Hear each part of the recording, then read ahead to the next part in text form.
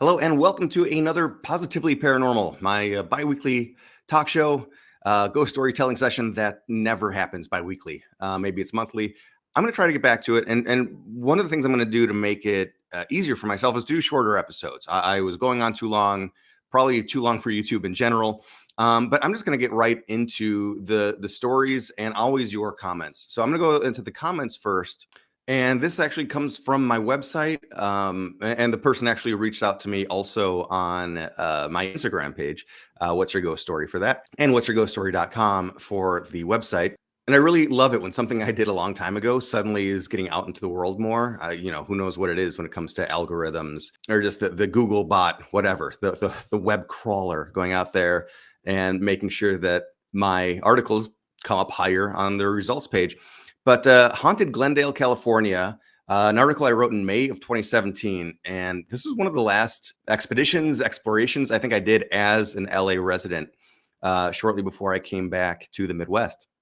But yeah, as you see, it's a really cool old pioneer park.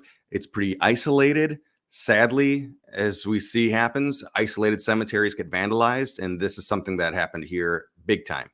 So just want to kind of gloss over it. I will leave a link to this article in my video description. So check it out if you're at all interested in checking out this haunted and very cool cemetery. Absolutely worth looking at. There's the estate is nearby from the Brand family who set up shop here.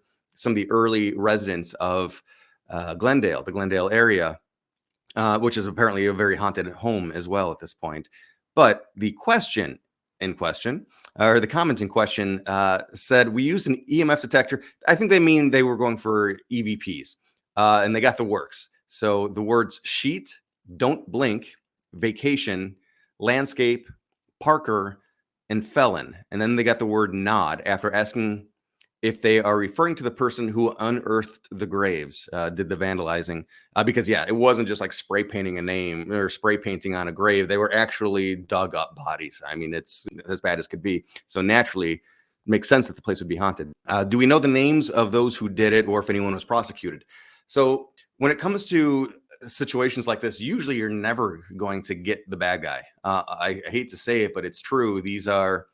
I don't want to, they're not victimless crimes, but they're viewed as victimless crimes in a way. Like, who was wronged here? It's somebody that's already dead. But that's not true because their family, it's very upsetting to the family when stuff like this happens.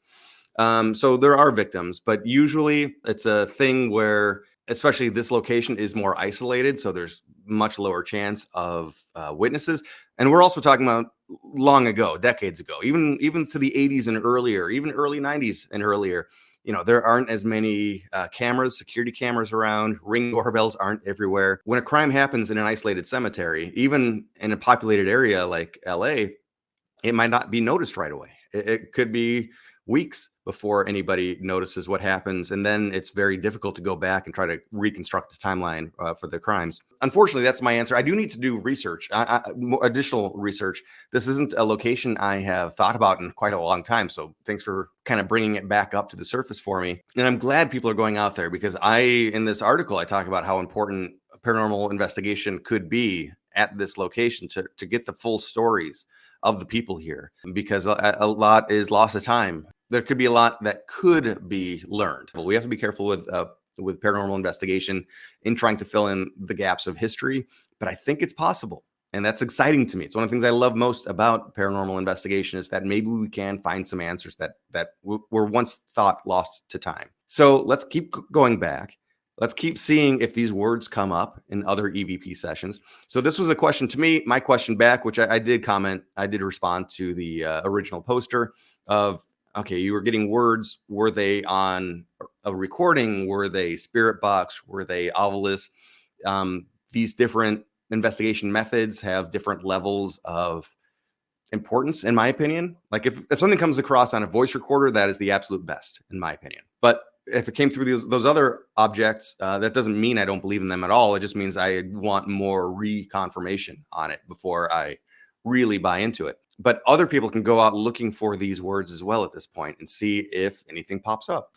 Before I forget, and I'm so bad at getting the word out about this stuff, but A couple weeks ago, I did a Lake County, Illinois ghost tour, a bus tour. My friend Tony Sabelski, oh, there I am in Hollywood. My friend Tony Sabelski and we led this 7-hour tour all across Lake County, Illinois. And I had somebody ask me just yesterday, like, I thought the hauntings would be in the city, not in the suburbs. Like, well, downtown Chicago is plenty haunted.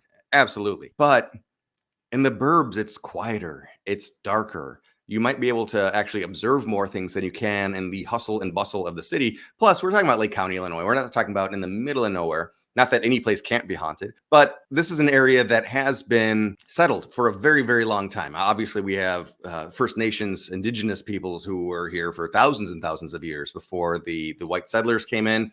But the white settlers came in for the Midwest a long time ago. French explorers initially, and then, again, you have early versions of the military, and then settlers and names that you know today, like Alexander Robinson, like John Kinsey, like Lalime, Ogden, and any street in Chicago, they've settled this area. They were here. They were some of the first people, and that continues up through the suburbs. So, oh my gosh. I mean, of course, Lake County, you have the gate in Libertyville, which is the cover of my book for a reason. You've got Cuba Road and White Cemetery, which are right on the border of McHenry County, Lake County, but famously haunted. And actually, I should be over here. I'm not going to go through all this, but I mean, my favorite location that's still standing, and I don't know how much longer it's going to be standing, but the Mineola Resort, this decaying, massive, beautiful old building. We have Volo Cemetery, which a lot of people, I didn't know that there was a cemetery behind the Volo Auto Museum, and Antiques Mall, which has a lot of ghost stories of its own. We start out at a haunted playground. It goes on and on. So if anybody's interested in taking this tour, I'm doing it one more time with Tony. It's October 5th. You just go over to American Ghost Walks, destinations, Illinois, and then down here to Lake County. And there we go. There's a group of people at the gate. And anybody who's interested, this is an interview I was part of. This is a production I was part of about the story, the true story, the real story, finally, of the house on Rainbow Road, which is an infamously famous location, also over there by White Cemetery, Cuba Road. All right, moving on. Because what I really want to talk about today is, I guess, one of the reasons that I haven't been doing these as much is because I have been writing my next book, and it has been going well. It's been so much fun. I have so far to go. I'm looking at my timeline, my to-do list in front of me, and it's vast. But I'm still really loving what has come out, and everything that I get to revisit is a chance to learn more that I wish I knew when I wrote the first version of my book, the first edition, and then the second edition of my book. I'm still learning more about these places, but now I'm telling it in a different story because it's my journey as a storyteller, going to these locations and conducting interviews and looking around, in addition to telling the story of the place. So 2 places I want to talk about right now, because I just wrote about them this week in my book, and questions popped up in my mind that I want to go to you for. I always love going to the community, my audience. And so I'm talking about North Shore of Illinois, not North Shore, Oahu, which there will be plenty of that in the same book as well. But if we look towards Highwood, that's where Fort Sheridan, the big military complex that dates back into I believe it was the 1880s, I'm thinking off the top of my head, don't quote me. That was there for a long time. Now it's all houses. It's been converted into a pretty upscale, but it's still historically preserved to some degree, community. And also just north of there, Barat College in Lake Forest, which is one of my favorite places to cover. This location was from the early 1900s and served as a school for 101 years. Eventually, it went from being Barat College to part of DePaul University. And then just a couple of years later, it wasn't profitable for that university, so they sold off the property. Sat vacant for a long time, just kind of wasting away. And eventually the main building, Old Main, was demolished. The heart and soul, I would say, of the building. Other buildings had already been demolished, including their chapel, which was wild. You'd start out with bulldozing a sacred, of course, but also haunted and historic and beloved chapel. So I had so much fun. I think one of the reasons I think so fondly of Barat College is because I had so much fun visiting the place to cover it for my book. I went there with my research partner, Mary Serwinski, and I have a good friend that was going to school there at the time, Sarah Rendell. Shout out, Sarah. And she was able to gather a bunch of her fellow classmates to meet with us and tell us the stories of the school. And we just had so much fun talking with the students. This was on, I think, like a Friday night or maybe Saturday night.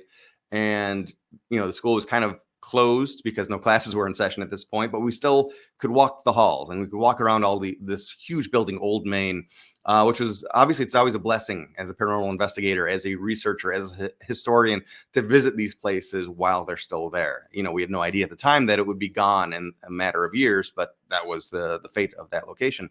So some of the stories that we heard, well, we heard quite a lot, to be honest with you, but some of the more impactful, and I think some of the more famous on campus, was that on the top floor, far to the right side, if you're looking at the building at Old Main from the outside, you would see the ghost of a nun, like mournfully, sorrowfully looking out the window, or maybe just sitting in profile in repose.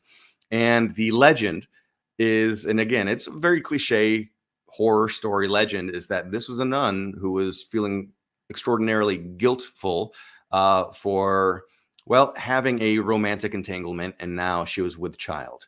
And because it's YouTube and I can't say everything I want to say, let's just say she, how do we even say it? We will just say that she stopped existing. I don't know. Will that get me flagged? Probably. I don't. YouTube is very annoying. I've been having so many fights with YouTube because I talk about dark stuff, and that gets flagged, even if I'm not being gratuitous about it, but whatever.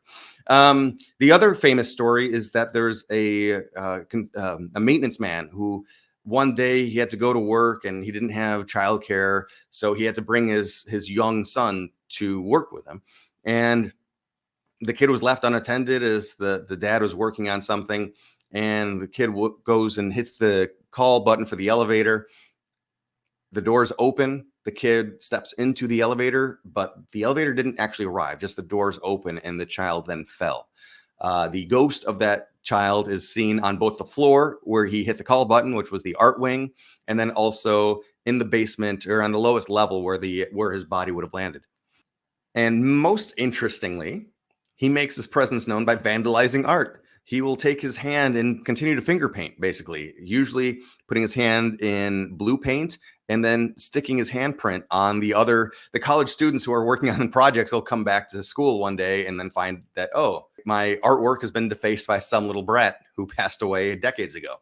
So, question I have, especially if anybody here ever went to Barat College, or I know they used to do, I don't know if they did a lot, but they did occasional ghost tours, walking tours around Halloween time, where people, even outsiders, neighbors, somebody from the community would be able to come in and take the ghost tour of Barat College, much like I did.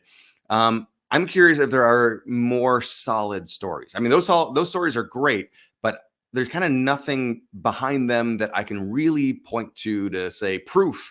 And I'm not really trying to prove a ghost story, but those are great urban legends.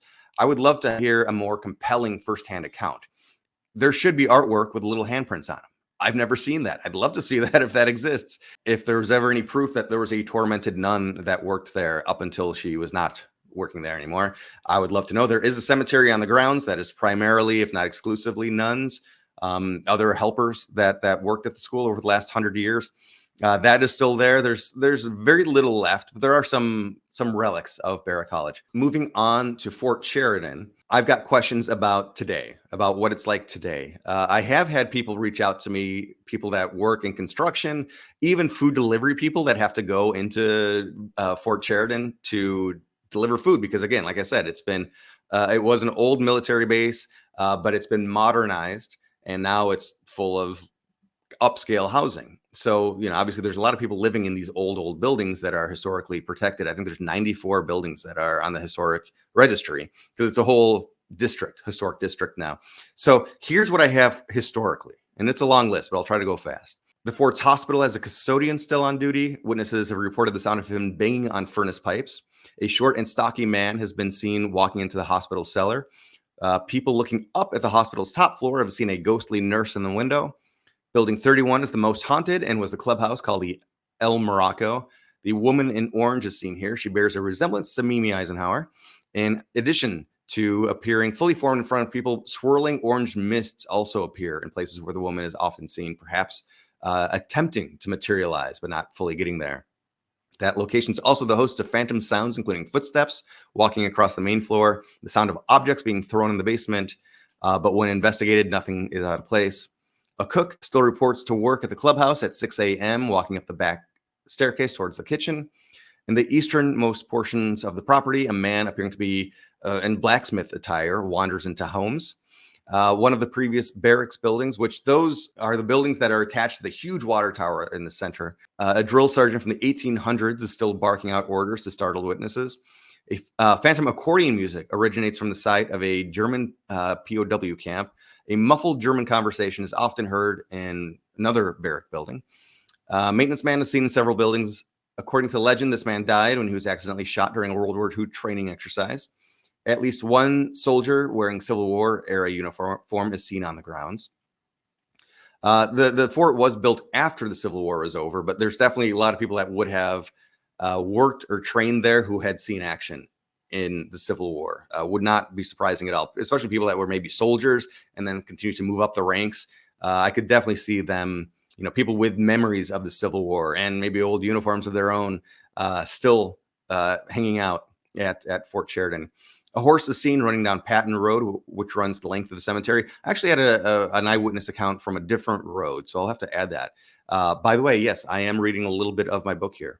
Also on Patton Road, a famous photo was taken by an Army photographer who was taking pictures for a calendar in the winter. A man is clearly seen on the sidewalk once the image was developed. I have a different YouTube video on here where you can find that image also. A government short was filmed in an auditorium on the grounds, and they were besieged by some prankster ghost who there were all sorts of mechanical malfunctions and objects would go missing. Props would be moved without explanation. So a lot right there, right? And so most of those, actually all of those, came from the time when this area was a military installation, and maybe even a couple of years, close to a decade, of when it was just an abandoned wasteland. It was a ghost town for a while. That's when I first got to visit it in the probably the year 2000. When a place undergoes a big change, as this place has, sometimes the activity gets really ramped up, usually during the construction, but then after that's over, what happens? A lot of times those ghosts go away or those sightings stop. However, this area, even though it's changed, it's been modernized, the buildings are still there. The layout is the same. It still has a lot of the feel at least the look of how the place used to look. I mean, it's definitely different, but it's also definitely the same.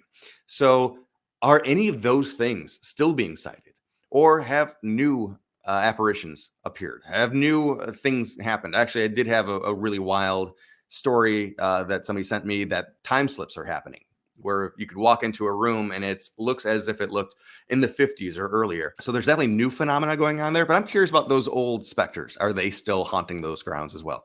Please leave comments. I'm going to be getting going. I'm cutting this short, so I'm not going to go through the process of using AI to make the thumbnail, but I just did want to go over it. And actually, on the note of AI, I'm excited because there's finally it seems to be that there's some good technology out there for upscaling old images that are maybe bad quality, making them look presentable today. In the 90s and early 2000s, I went to all of these locations with a DV video camera, and it was fine for its moment, but I would love to be able to take images from some of these places that don't exist anymore, like Barat College, like many other places, the original Red Lion Pub, Sunnybrook Asylum. It just goes on and on.